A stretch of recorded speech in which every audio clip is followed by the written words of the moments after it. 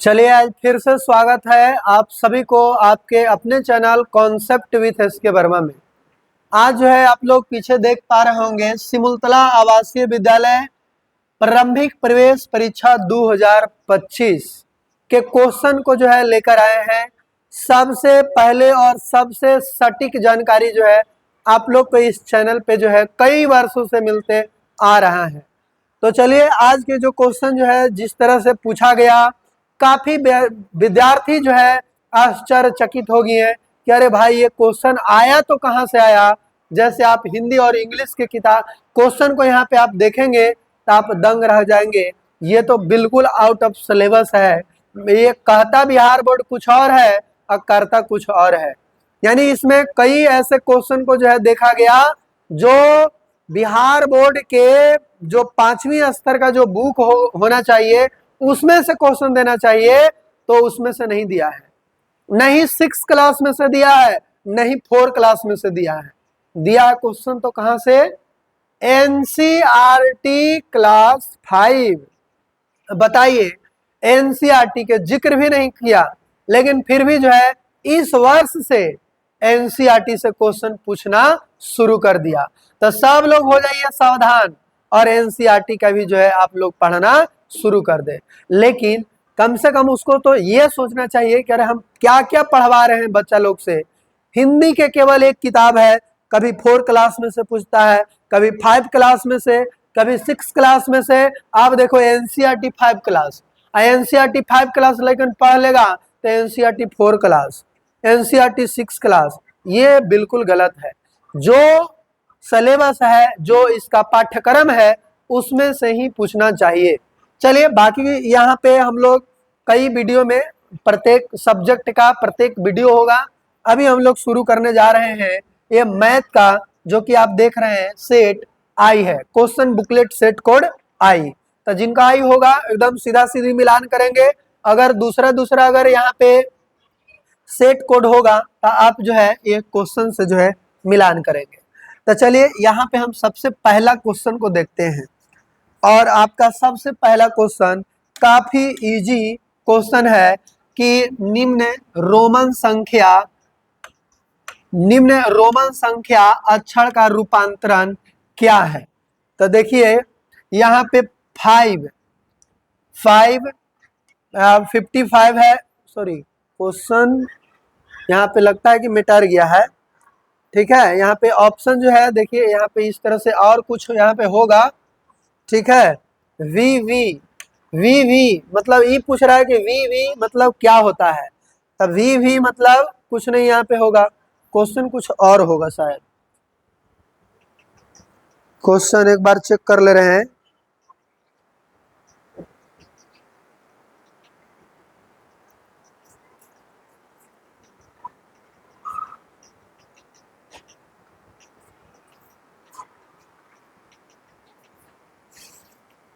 नहीं, क्वेश्चन तो ऐसे ही है, लेकिन यहाँ पे गजब दे दिया है। निम्न रोमन संख्या अक्षर का रूपांतरण क्या है? अक्षर का रूपांतरण तो रोमन संख्या को दिल ही नहीं है। इंग्लिश में इसका देख लेते हैं। अच्छा, वी जो दिया हुआ है यही मिला है कि ये जो रोमन संख्या है ये कौन अक्षर के बराबर है। तो भी मतलब कुछ होता है? नहीं होता है। तो इसीलिए सही आंसर यहाँ पे क्या हो जाएगा आपका जो है नन ऑफ दीज हो जाएगा। ठीक है, कि ये नहीं होता है। भी को हम रिपीट कर ही नहीं सकते हैं, यह सिंगल लिखाता है। डबल लिखल है इसका मतलब वो गलत लिखा हुआ है। इसीलिए इनमें से कोई नहीं इसका आंसर होगा। अगला है 76/10 को हम कितना लिखेंगे बताओ। क्वेश्चन पूछता है तो कभी जो है बहुत आसान, तो कभी जो है आउट ऑफ सिलेबस। ये कहाँ का न्याय है? 76/10 तो इसको हम 7.6 कह सकते हैं, जो कि ऑप्शन नंबर बी है। अगला जो है क्वेश्चन देखते हैं, तीसरा क्वेश्चन 5.7 तो 5.7, 5.8, 5.9 इसी तरह से अगला दशमलव लिखिए। तो देखो तो ये भारी है जी। 8, 9 अब की 10 लिखाएगा तो 6.0 हो जाएगा और सही आंसर कौन हो जाएगा? बी हो जाएगा। नेक्स्ट क्वेश्चन है कि 65 सौवा, इसका मतलब 65/100 यानी 65 का 100वां भाग कर रहा है, तो कितना हो जाएगा बताओ। 65 मतलब 65 बटा कितना 100, 65/100, और इसको हम लिखेंगे 0.65। ऑप्शन कौन झलक रहा है, ऑप्शन नंबर बी। अगला प्रश्न देखते हैं, यहाँ पे आपका क्वेश्चन नंबर 5 कि 2/3 का समतुल्य भिन्न कौन है। तो समतुल्य भिन्न कहने का मतलब कि ऐसा कौन सा भिन्न है जिसको काट कूट करे तो 2/3 के बराबर आ जाए। तो बोलो 4/6 जो है इसको काटेंगे तो 2 दूना 4 और 3 दूनी 6, 2/3 के बराबर आ गया, तो सही आंसर कौन हो जाएगा, ऑप्शन नंबर बी हो जाएगा। अगला जो क्वेश्चन है कि वे भिन्न जो समान या समान मूल्यों का प्रतिनिधित्व करते हैं उसे क्या कहते हैं। मतलब समान या समान मूल्यों का प्रतिनिधित्व करते हैं उसे जो है हम क्या कहते हैं। इंग्लिश जो है इसका जानना भी जरूरी है।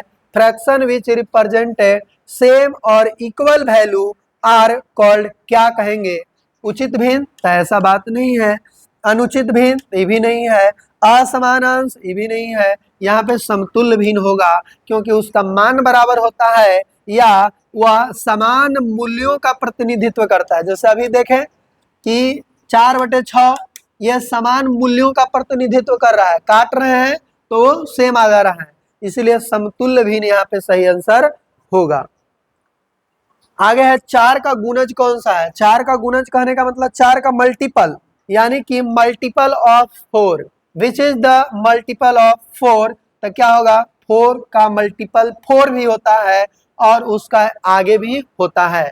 लेकिन इसमें कोई अगर ऐसा नहीं बात कह रहा था कि कौन सा मल्टीपल, मतलब उसका सबसे छोटा या जो है और कोई बड़ा या कोई अन्य, तो 2 और 1 तो ये कभी नहीं होगा, लेकिन 4 भी होगा 8 भी होगा।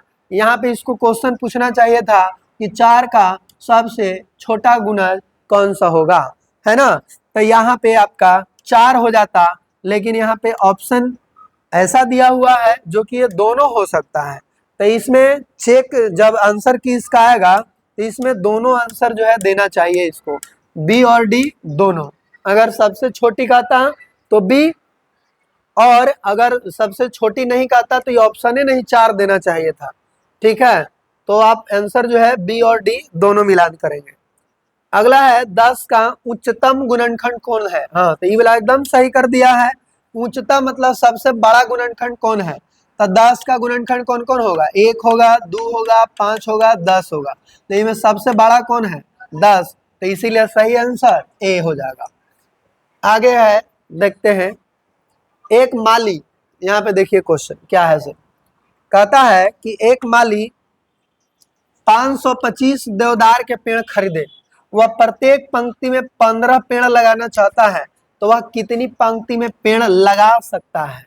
तब 15 पेड़ जो है प्रत्येक पंक्ति में, टोटल है इतना, तो हम मान लेंगे कि एक पंक्ति में पेड़ जो है, नहीं प्रत्येक पंक्ति में 15, तब पंक्ति की संख्या x मान लेंगे, यानी x गो लाइन है और एक लाइन में 15, तो 15 तो x लाइन में क्या होगा, x गुना 15 बराबर 525, 15 से कट जाएगा, 15 तिया 45 और 15 पचे 75, यानी x का वैल्यू कितना आ गया 35। तो इसका सही आंसर कौन हो जाएगा, ऑप्शन नंबर बी 35। नेक्स्ट देखते हैं, आगे देखते हैं यहाँ पे 10 नंबर क्वेश्चन, एक ट्रे में 12 अंडे आ सकते हैं, 144 अंडे पैक करने के लिए कितनी ट्रे की आवश्यकता होगी। तो इसमें जो है बताओ, तो एक ट्रे में क्या अंडा 12 अंडा, तो 12 ट्रे में 144 अंडा हो जाएगा। चाहे ऐसे भी देख सकते हैं कि एक ट्रे में 12 अंडा, तो एक्स ट्रे में 12 एक्स गुना 12 बराबर 144 अंडा, तो 12 से इसको काट देंगे तो x बराबर कितना आ जाएगा 12, तो इसीलिए ट्रे कैगो होगा 12 गो होगा, ऑप्शन नंबर सी हो जाएगा। चलिए अगला सवाल जो है 11 नंबर है कि 5 रुपये के सिक्कों की एक बोरी में कितने सिक्के हैं यदि इसका वजन 9 किलोग्राम है, और कोष्ट में भी दिले है कि एक सिक्का का वजन 9 ग्राम है। तो देखिए यहाँ पे कै गो सिक्का है जी, 5 रुपये की सिक्कों की एक बोरी में कितने सिक्के हैं? यदि इसका वजन 9 किलोग्राम है, एक सिक्का का वजन जो है 9 ग्राम है, तो देखिए एक सिक्का का वजन 9 ग्राम, तो यहाँ पे कै गो सिक्का है ये पूछ रहा है, तो हम कहेंगे कि एक गो सिक्का है और एक सिक्का का वजन 9 ग्राम, तो एक सिक्का का वजन 1 गुना 9 यानी कि 9,000 कौची ग्राम। 9 किलोग्राम है तो इसको ग्राम में कन्वर्ट कर दिए तो 9,000 ग्राम, तो ये कट जाएगा कितना बारी में? 1,000 बारी में, यानी x बराबर कितना आ जाएगा? 1,000। ऑप्शन नंबर कौन हो जाएगा? ऑप्शन नंबर ए हो जाएगा। चलिए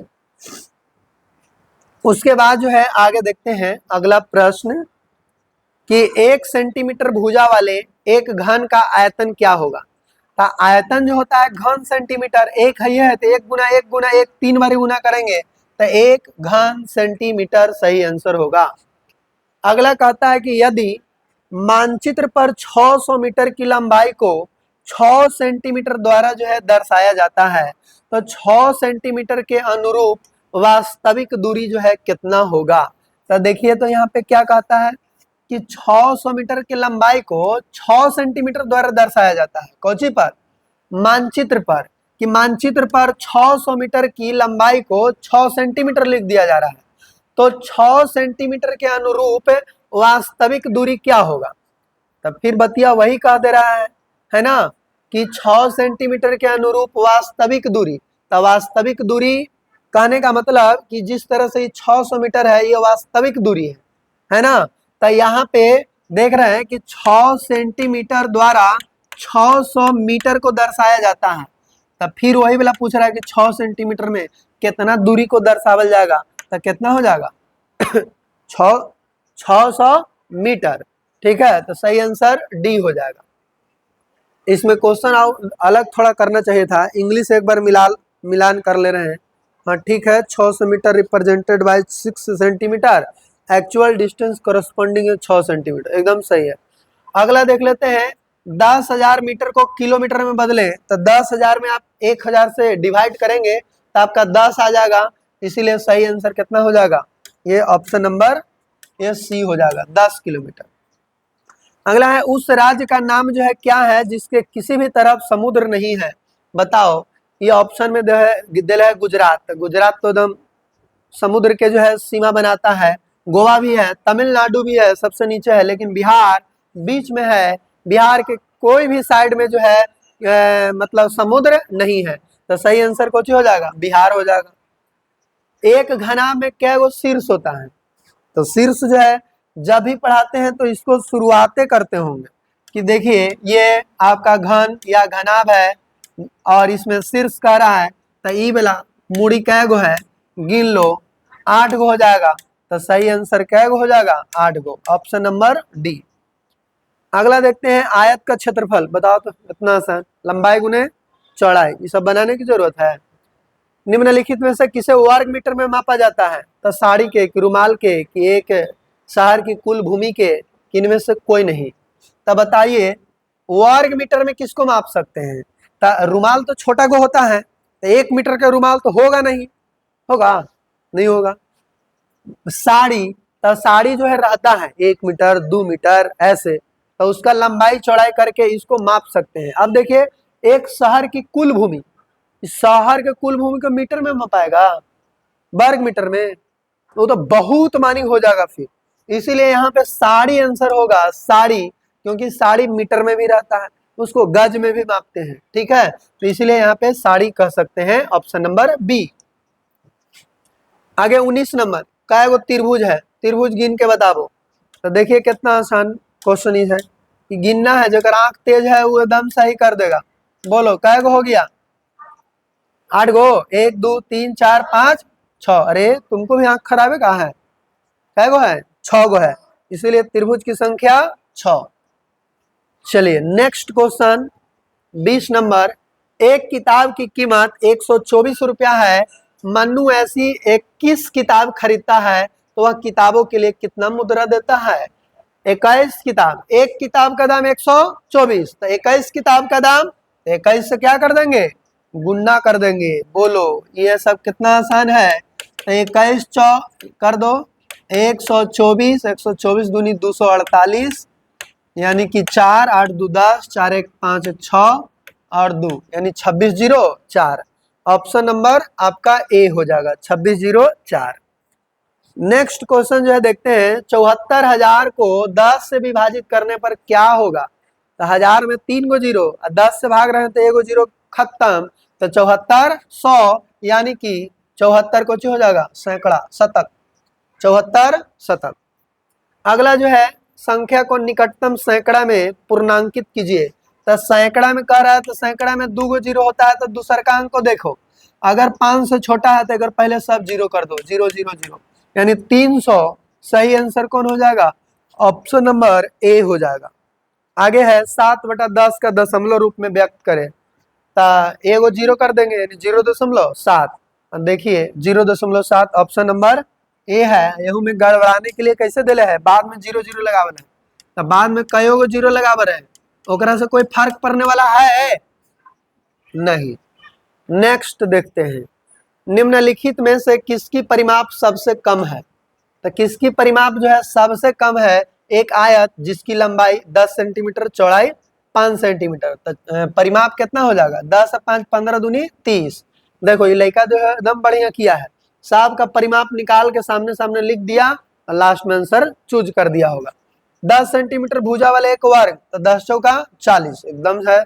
एक आयत जिसकी लंबाई 10 और चौड़ाई 2 है, तो 10 2 12, 12 दूनी 24। तो सबसे ज्यादा कौन वाला के, बी वाला ऑप्शन है। तो इसीलिए सबसे कम पूछ रहा है, तो सबसे कम कौन वाला हो जाएगा, ई वाला सी हो जाएगा। तो ऑप्शन नंबर सी इसका करेक्ट आंसर हो जाएगा, ऑप्शन नंबर सी। अगला जो है देखिए 25 नंबर, निम्नलिखित में से किसके दो समापन बिंदु है, किसके दो समापन बिंदु है, मतलब अंतिम पॉइंट, इंड पॉइंट।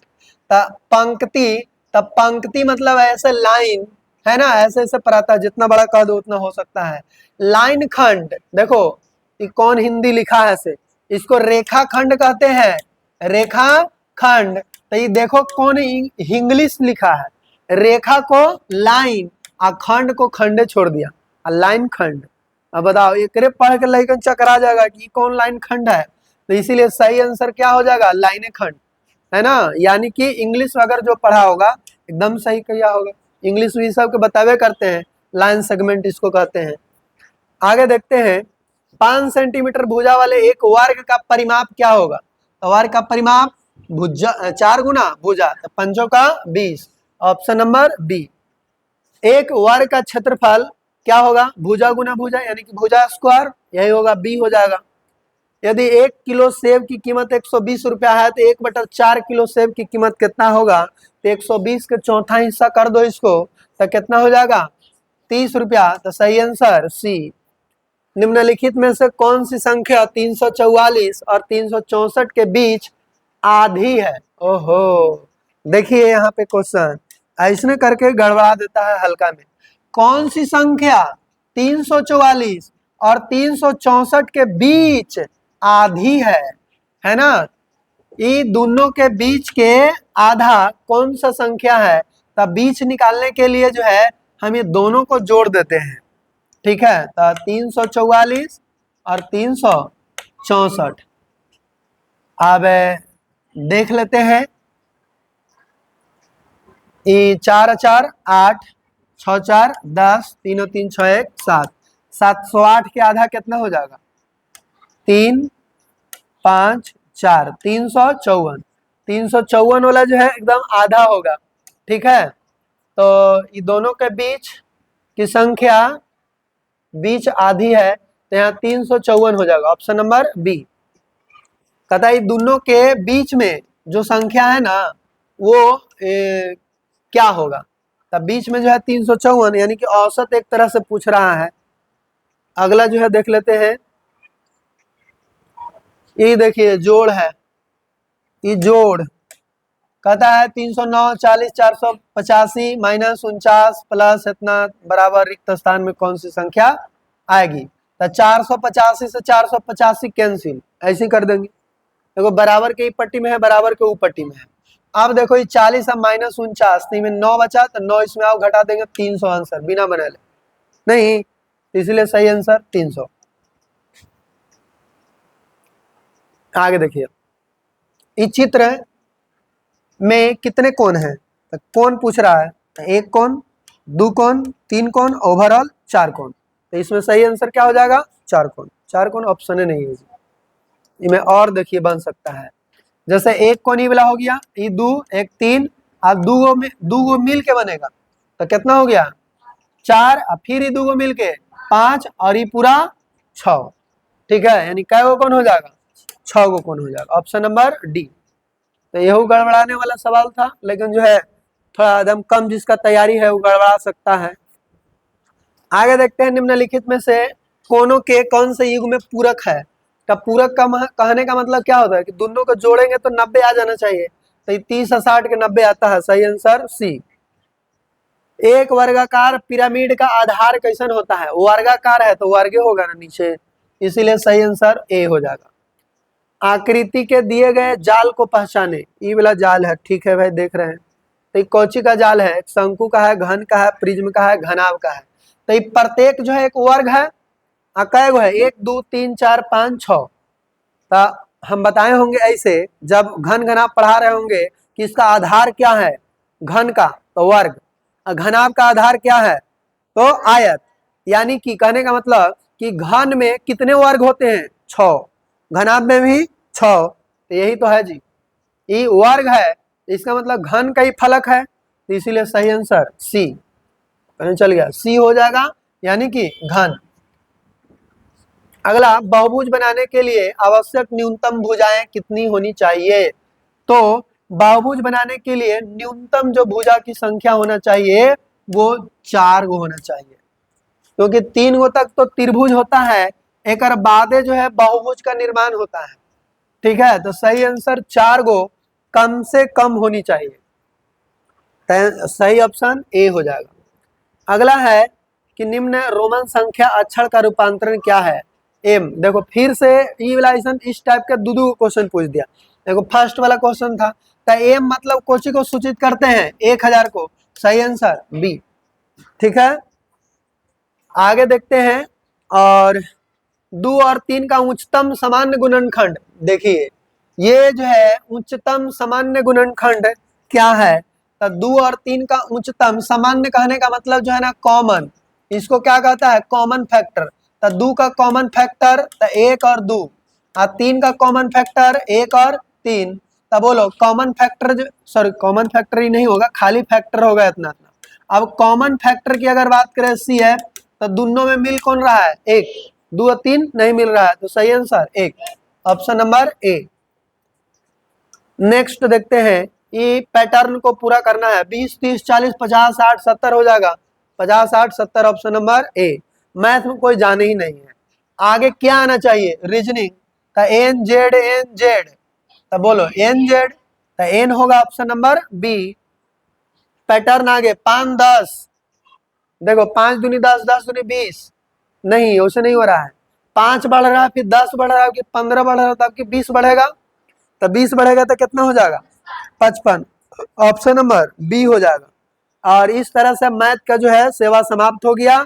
फिर हम लोग अभी मिलते हैं विज्ञान में कुछ ही समयों के बाद, अभी तब तक जो है आप लोग इसको मिलान करें और अधिक से अधिक लोगों के पास जो है वीडियो को पहुंचाएं।